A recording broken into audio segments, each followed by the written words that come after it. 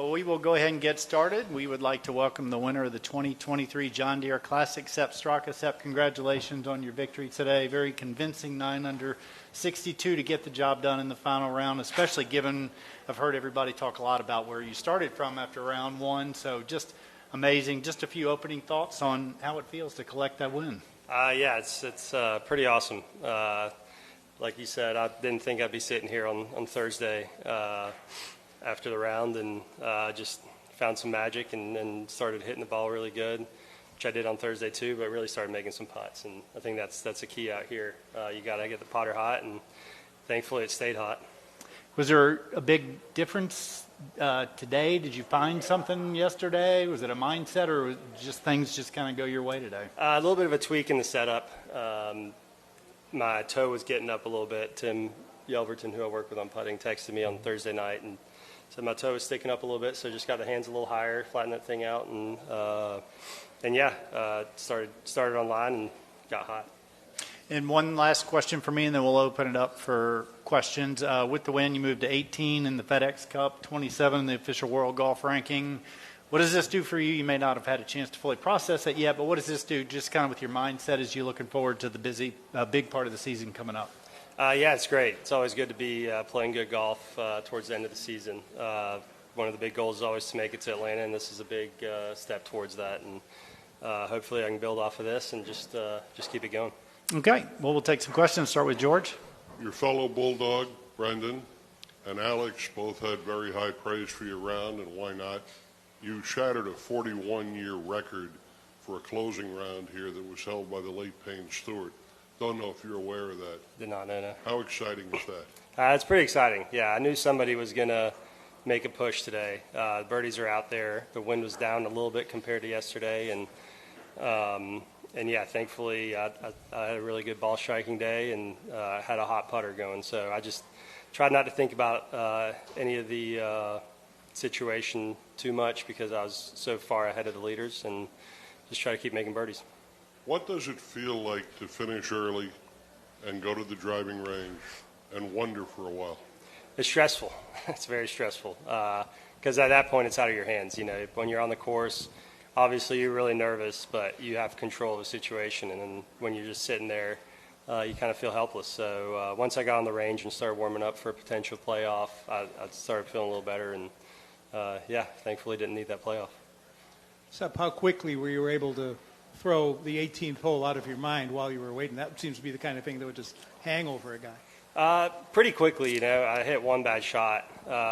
Honestly, after that, the recovery, the wedge shot was great after that shot into the green. Hit a really good number and hit a really good putt and just broke a little more than I thought. So, you know, I gave myself a lot of grace there because that was my only real bad shot of the day. So, yeah, I didn't dwell on it too much. Greg?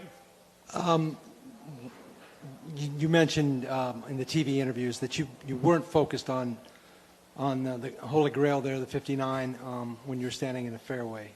Not a thought ever? No, today? It popped in my mind for sure, yeah. But I wasn't going to change my game plan or strategy for the 59. The goal was still to keep the same game plan and try to finish and win a golf tournament. So as fun as a 59 would be, I think winning the golf tournament is always more fun.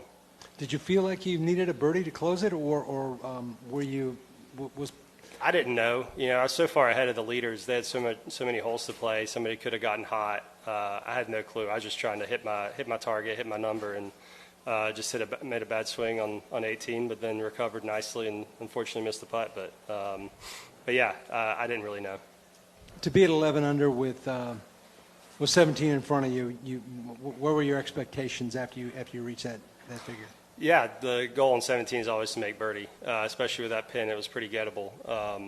I hit a really good drive off the tee. The wind was off the left, so just to keep it in the first cut there was really nice. And then made a really good swing on my second shot that just kicked right into the bunker. Decent bunker shot and just hit a good putt and misread it a little bit. But yeah, like I said, I was just trying to execute the game plan. Okay, last one for me. Do you really have to pay for the house now? Oh, yeah. Yeah, they're not letting me off the hook there. And how much is that house going to go for on Airbnb next year, right? Two I don't two know. for two, huh? I don't know. I hope JT went ahead and renewed before this. So.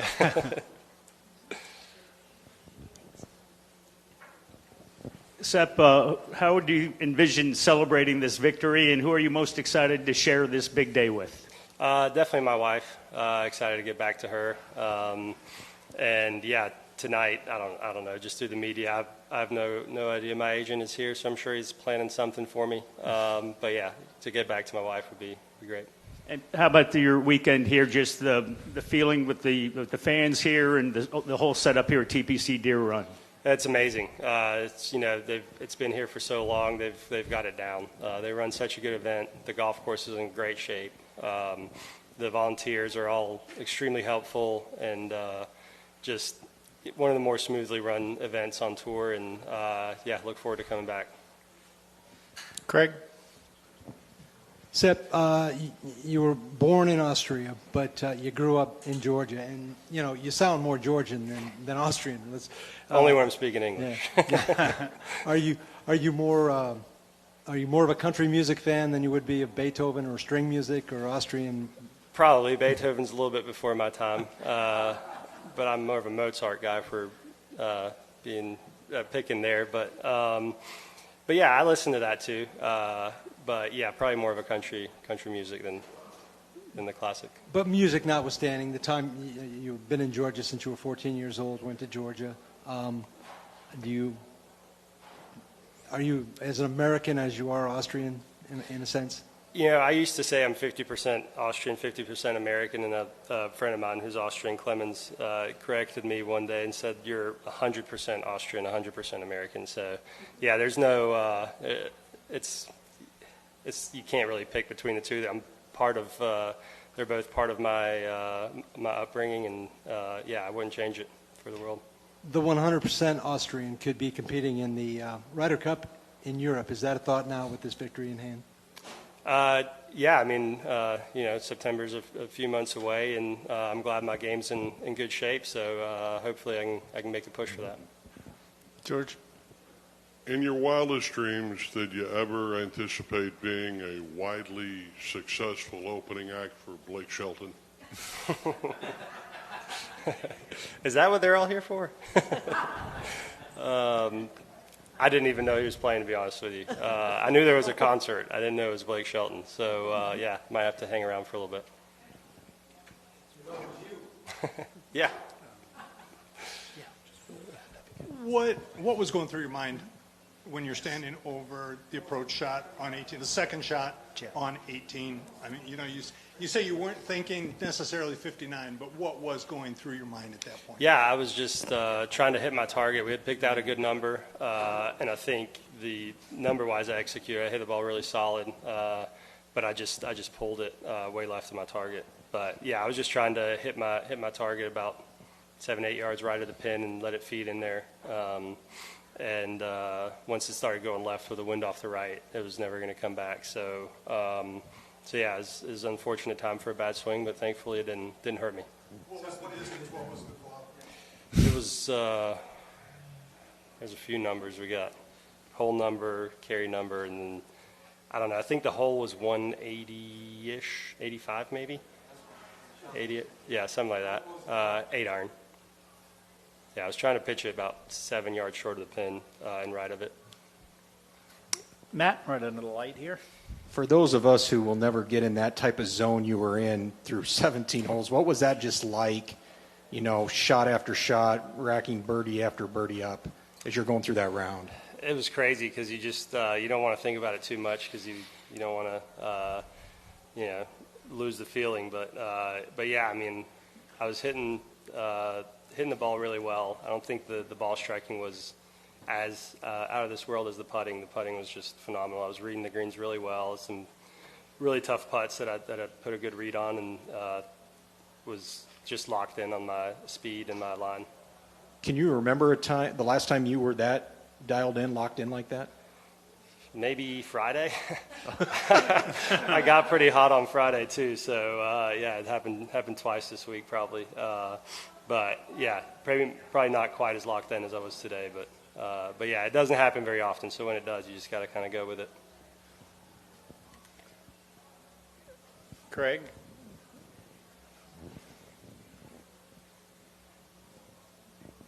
I just want to get this lady some exercise. Sepp, growing up, did you envision yourself sitting in the winner's circle for a second time? And what are your expectations? I mean, how do you view yourself in the PGA Tour, pantheon, the spectrum? You feel like you can compete with anybody out here? Yeah, I think so. I think one thing I've tried to work on a lot and have done a better job of is being more consistent in my practice, and that translating into tournaments. But at my best, I do feel like I can compete with anybody. Obviously, the last 3 days I could have competed with just about anybody in the world, but growing up, I never would have thought I would have a chance to even play on the PGA Tour. This is all just a big dream come true. I never really had a whole lot of confidence in myself growing up. I always was around really good players. My brother was a little better than me. My class in high school was full of really good players. So I never really had a lot of success early on, and never would have even dreamt of playing here, let alone winning twice on the PGA Tour. Going forward, knowing your Thursday round and where you're sitting right now, how will that help you in the tournaments down the road, knowing maybe a shaky start, but just stay at it? Yeah, for sure. Anytime you play a tournament, you get in contention, you find out something new, and that experience is invaluable. So just knowing that, I was in 130-something place after the first round and ended up winning, you just can't ever really count yourself out, because you could just get hot any moment. All good. All right. We've